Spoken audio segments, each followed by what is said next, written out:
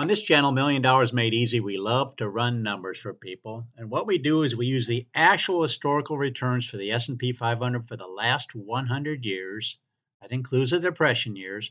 We project ahead what similar returns might do for you in the future. They won't be identical, but the resulting numbers are simply a possible range of what may happen in the future.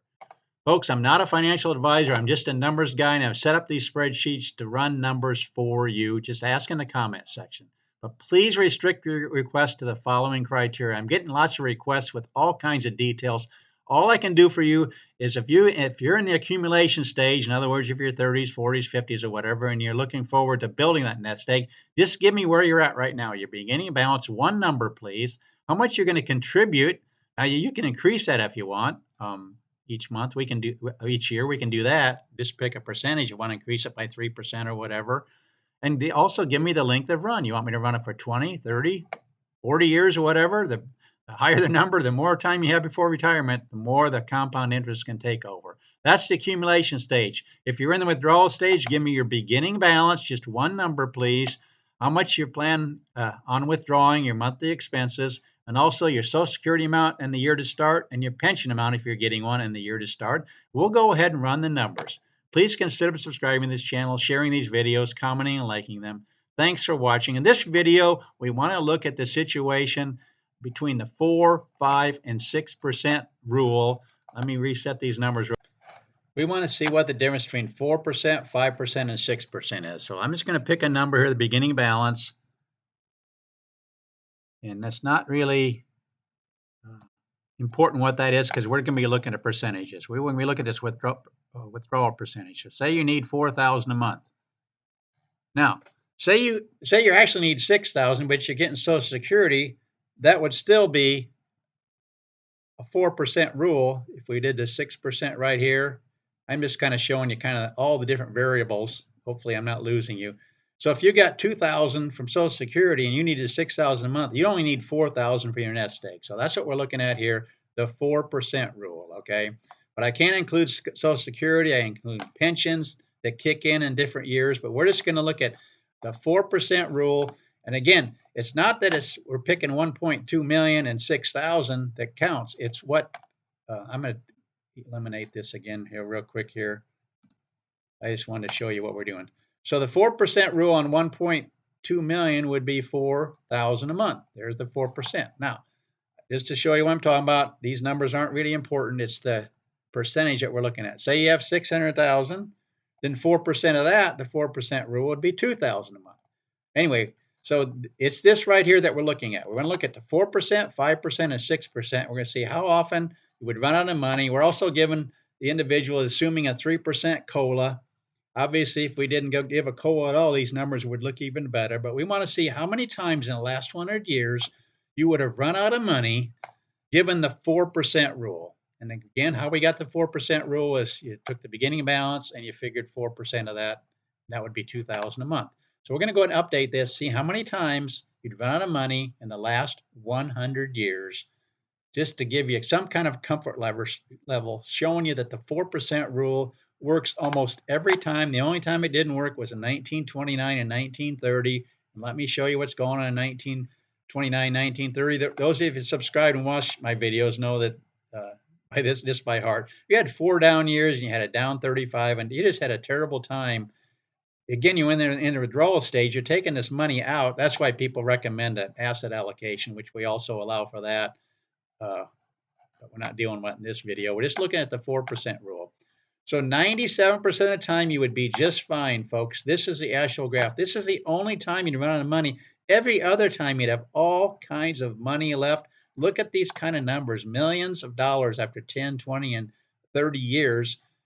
Because the 4% rule just works almost every time unless we had that unusual case where it returns like 1929 and 1930.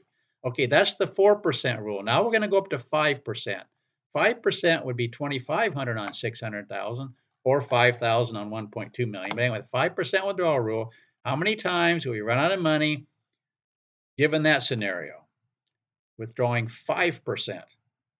That's what we're doing on this video, showing you how many times That's going to show you that it's 5%, I believe. 5% of the time you run out of money. Now we have one other period of time that's starting to kick in.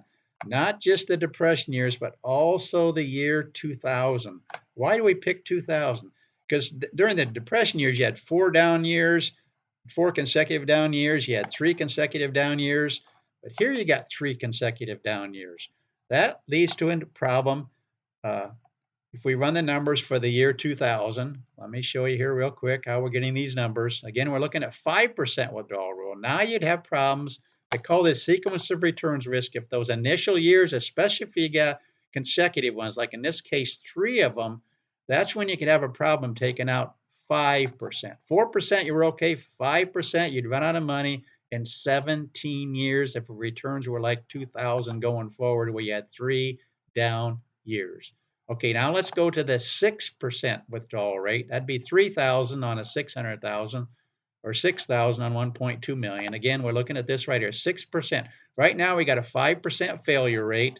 Most of the time, again, you'd be just fine, folks. You'd be just fine. But because 2000 has been so recent, it kind of gives you a little bit of pause. Well, could that happen again when you have 3 down years initially? Again, it's only when it's initially. If you do 2001, then you're running out of money in 16 years, or you do 2002, you got 300, over half of your money left after 20 years.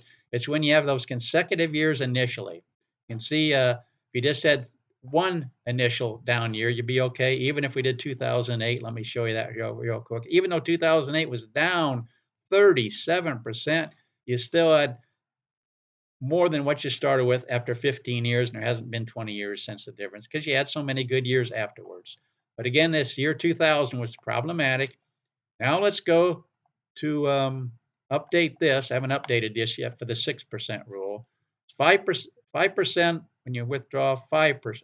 5% of the time you have a failure rate when you withdraw 5%. This is kind of confusing and I twist my words here. 9% of the time if you withdraw 6%. Let's look at the actual graph. You got the Depression years, and again, you got the 2000 to 2001 and 2002.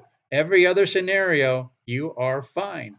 So if you're comfortable with taking that risk, taking out 6%, $3,000 if you have a nest egg of 600,000 and so on. The 6% rule would still hold up many, many times. You can see these millions of dollars here. It's just, are you sure you're not going to have another period coming up here? Right now, the stock market's at record highs. Is it possible we could have a downturn of maybe 3 years in a row like we had as recently as back in the year 2000?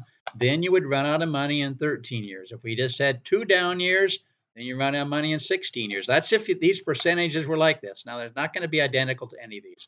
But I just wanted to gradually go up between the 4, 5, and 6% withdrawal rule. I'm going to do one more just to show you it gets a little bit more uncomfortable. If we go up to, let's see here, 3,500, if I can get this to work here. 3,500 would be 7% rule. Now watch how many times in the last 100 years you would have run out of money. This percentage is going to go up because you're taking out more. 9% of the time at 6%.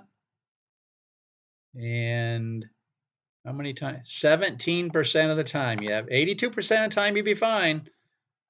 Here's the actual graph.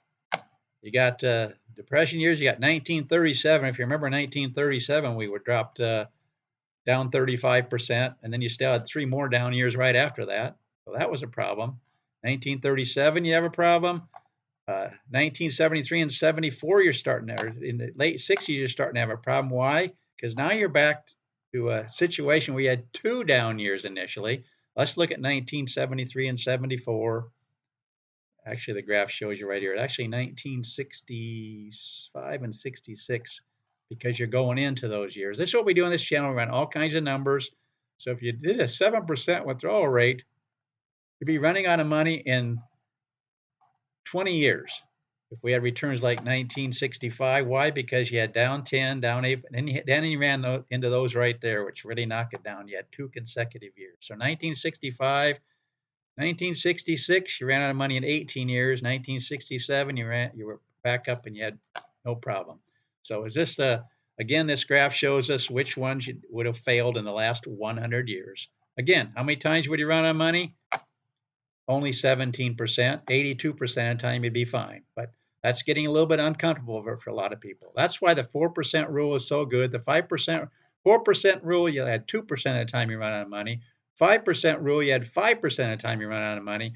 And 6%, you had 9% of the time you're running out of money. And now you go up to 7% withdrawal rate, and you're losing possibility of 17% of the time. And if you go to Dave Ramsey's 8%, that's when it gets really problematic, because this is going to go up to, I think it's 33%. I think I ran that before, but let's see what it is.